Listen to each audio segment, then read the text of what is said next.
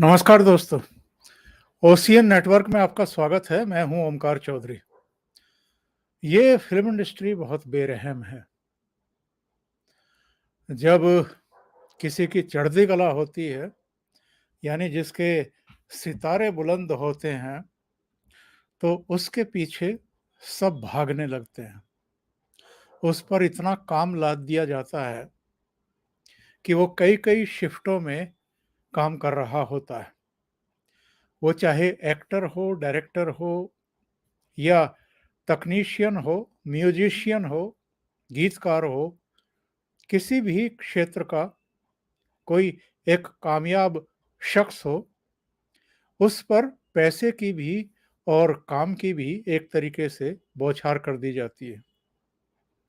लेकिन जहाँ किसी की 1 या 2 फ़िल्में पिटी या काम नापसंद आया, उसके बाद उसके साथ जो सलूक होता है, वो फ़िल्म इंडस्ट्री के इतिहास में दर्ज है। चाहे वो राजेश खन्ना हो, चाहे वो आपके अ, अमिताभ बच्चन हों या कई नाम गिनाए जा सकते हैं, जिनको एक दौर में इतना काम मिला कि उनको सुपरस्टार का दर्जा दे दिया गया और जब काम छिनना शुरू हुआ, तो उनके पास लाले पड़ गए काम के भी और पैसे के भी। अमिताभ बच्चन के साथ तो जो हुआ था, वो सबको पता है।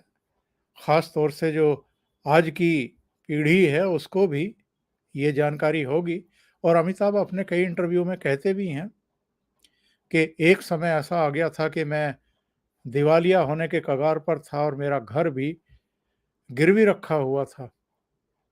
लेकिन बाद में हालात सुधरे और अमिताभ को भी यश चोपड़ा के पास जाकर के काम माँगना पड़ा था। जबकि वो अपने ज़माने के बहुत ही कामयाब एक्टर रहे हैं। राजेश खन्ना की तरफ तो लोगों ने मुड़ कर के देखना ही बंद कर दिया था। उनके बंगले आशीर्वाद की तरफ लोगों ने जाना बंद कर दिया था और वो फ्रस्ट्रेशन का शिकार हुए, उपेक्षा का शिकार हुए। यहाँ तक कि जब राजनीति में भी हाथ आजमाया, तो कांग्रेस ने भी उनकी उपेक्षा करनी शुरू कर दी थी। ये सब मैं इसलिए बता रहा हूँ कि जो ताज़ा खबर आ रही है आमिर खान के बारे में, वो उसी परिपाटी को आगे बढ़ाने वाली है। पिछले करीब-करीब 4 दशक से हम देख रहे हैं, 3 से लेकर के 4 दशक तक की यात्रा, तीनों खानों का बोलबाला रहा है फ़िल्म इंडस्ट्री में। वो चाहे आमिर खान हो, शाहरुख खान हो या सलमान खान हो। लेकिन जब से लोगों ने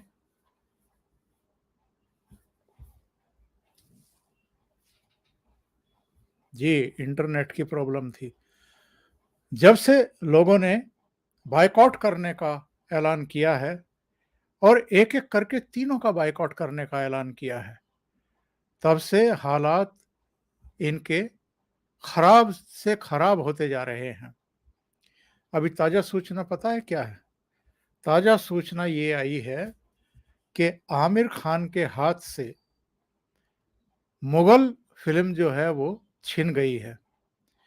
ये एक्चुअल में गुलशन कुमार की एक बायोपिक बनने वाली थी और इसका ऐलान तो हुआ था मार्च 2017 में और तब गुलशन कुमार के जो बेटे हैं, भूषण कुमार, उन्होंने इस फ़िल्म के लिए अक्षय कुमार को साइन किया था।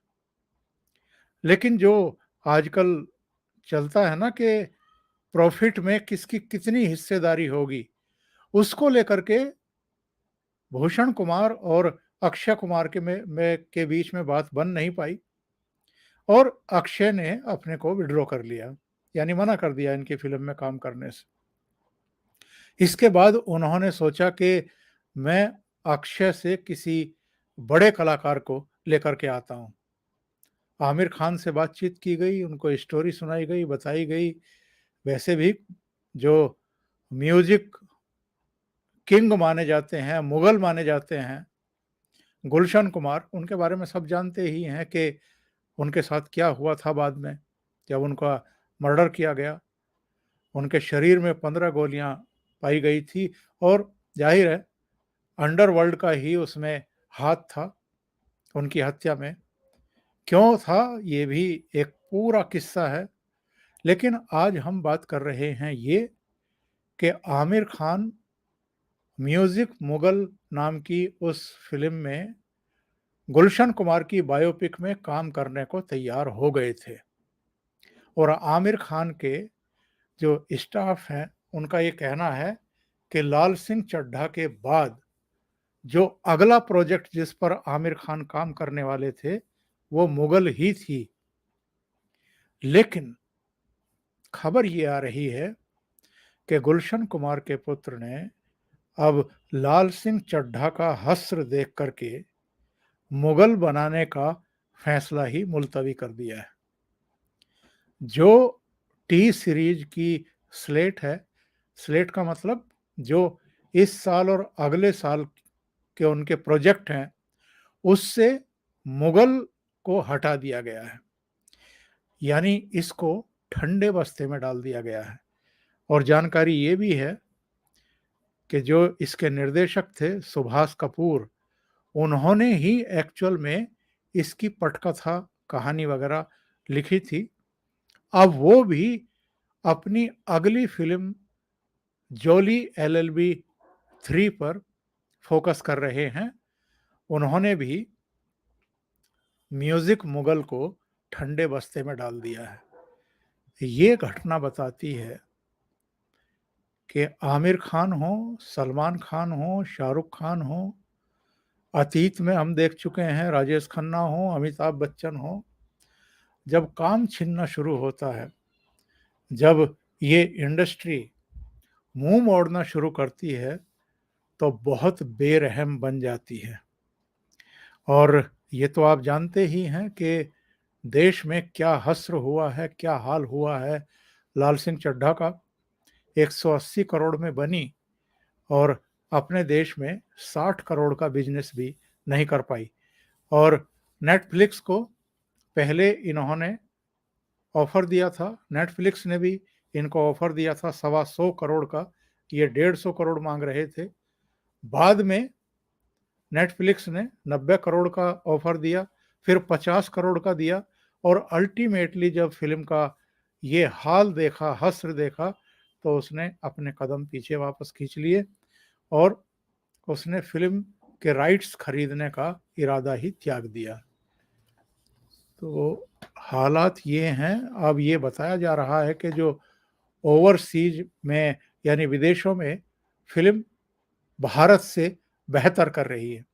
अब ये अपने आप में जाँच का विषय है कि ये आमिर खान की चाहे सुपर सीक्रेट हो, दंगल हो, थ्री इडियट्स हो, ये विदेशों में अच्छा बिज़नेस क्यों करती हैं?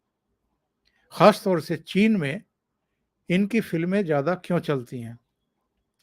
जो दूसरी खबर है आज की, वो ये है कि अनुराग कश्यप और तापसी पन्नू की जो दोबारा फ़िल्म है, वो अपने न्यूनतम स्कोर पर आ गई है। संडे को इस फ़िल्म ने 1 करोड़ और कुछ की कमाई की थी और सोमवार और मंगलवार आते-आते इसका हश्र बहुत बुरा हुआ। 40 लाख का कनेक्शन भी नहीं कर पाई और इसको सुपर फ्लॉप का दर्जा मिला हुआ है। ओपनिंग डे पर ये केवल 72 लाख का बिज़नेस कर पाई थी। 30 करोड़ में ये फ़िल्म बनी थी और जो अब तक का इसका कलेक्शन है, वो करीब-करीब 4 करोड़ का बताया जा रहा है, यानी बुरी तरह फ्लॉप हुई है। तो तापसी पन्नू का एक चित्र आया है और ये है सिद्धिविनायक मंदिर का। तो अब हालत ये हो गई है कि सिद्धिविनायक मंदिर के चक्कर काट रही है तापसी पन्नू। शायद कोई मैसेज देना चाहती है। एक उन्होंने ट्वीट भी किया जिसमें केवल लिखा है ट्राई हार्डर।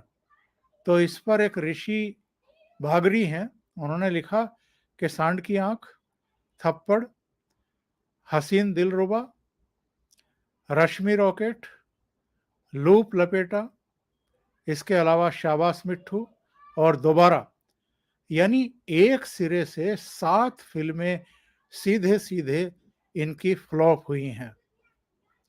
तो ठीक है, आप कठिन परिश्रम करिए। कुछ फिल्में इनकी चल गई थी जो अमिताभ बच्चन के साथ थी, सृजित सरकार ने बनाई थी, शायद पिंक नाम था, जिसमें इरफान खान का भी एक रोल था और अच्छा रोल था। उसके बाद तापसी पन्नू के पास फिल्मों का अंबार लग गया और जो ये 7 फिल्में गिनाई गई हैं, इनमें सांड की आंख तो जो पश्चिमी उत्तर प्रदेश की मशहूर दादियाँ हैं, शूटर दादियाँ, उनके जीवन पर बायोपिक बनाई गई थी, वो भी फ्लॉप फिल्मों में शरीक हो गई। ये भी अनुराग कश्यप की ही फिल्म थी। तो तापसी पन्नू पर अनुराग कश्यप खास मेहरबान रहते हैं और चूंकि तापसी पन्नू भी उसी गिरोहबंदी का शिकार हैं जो बहुत वोकल रहती हैं मौजूदा सरकार और सिस्टम को लेकर के, और ख़ास तौर से जो सांस्कृतिक राष्ट्रवाद की विचारधारा है उसको लेकर के भी ये कई बार आक्रामक रुख अपनाते हुए देखी गई हैं। तो जो इनकी फिल्मों का हश्र हो रहा है, तो वो कोई अजूबा बात बिल्कुल नहीं है, क्योंकि अनुराग कश्यप हों, तापसी हों, कुछ और चेहरे हों, बिना घोषित किए लोगों ने कोई बायकॉट का ऐलान भी नहीं किया था कि हम दोबारा फिल्म का बायकॉट करेंगे। बिना बायकॉट के ही ये फिल्म निपट गई।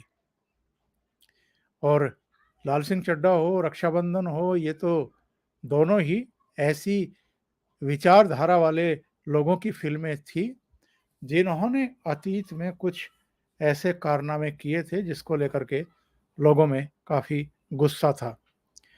एक बयान आया है, अनुराग कश्यप ने पिछले दिनों ये कहा था ना कि चाहे जो फिल्म चली जाए पर ऑस्कर के लिए द कश्मीर फाइल्स नहीं जानी चाहिए। तो इस पर विवेक अग्निहोत्री का एक बयान आया है और उन्होंने कहा है कि या तो ये कोई पॉलिटिकल गेम खेल रहे हैं और या इनके दिमाग में कुछ और घुसा हुआ है। उन्होंने कहा कि बॉलीवुड वाले जो हैं दर्शकों को फिल्म देखने के बजाय भटकाने का काम करते हैं, इसलिए लोग इनकी फिल्में नहीं देखते। और इन्होंने ये भी कहा कि इनके अंदर अहंकार भरा हुआ है, पहले इनको अपना अहंकार छोड़ना होगा, तभी लोग इनकी फिल्म देखने के लिए आएंगे। और आप में से बहुत सारे लोगों को ये जानकारी होगी ही कि अमिताभ बच्चन फिर से कोरोना पॉजिटिव हुए हैं। उन्होंने खुद एक ट्वीट के जरिए इसकी जानकारी हाल में दी है और एक और उनका ट्वीट इन दिनों चर्चा में है। उन्होंने एक ट्वीट किया था और ट्वीट उनका ये था कि कुछ बात करने की इच्छा होती है, लेकिन कुछ बातें करने का मन करता है, पर करें तो कैसे करें? हर बात की तो आजकल बात बन जाती है। और ये जो आजकल बायकॉट का सीजन चल रहा है, जो मुहिम चल रही है, माना ये जा रहा है कि इस पर डायरेक्ट इनडायरेक्ट वे में बिग बी ने अपनी तरफ से टिप्पणी की है। तो अभी के लिए इतना ही। बहुत-बहुत धन्यवाद। अगर आपको ये चैनल और इसके कंटेंट पसंद आ रहे हैं, तो लाइक करें, कमेंट करें, वीडियो को शेयर भी करें।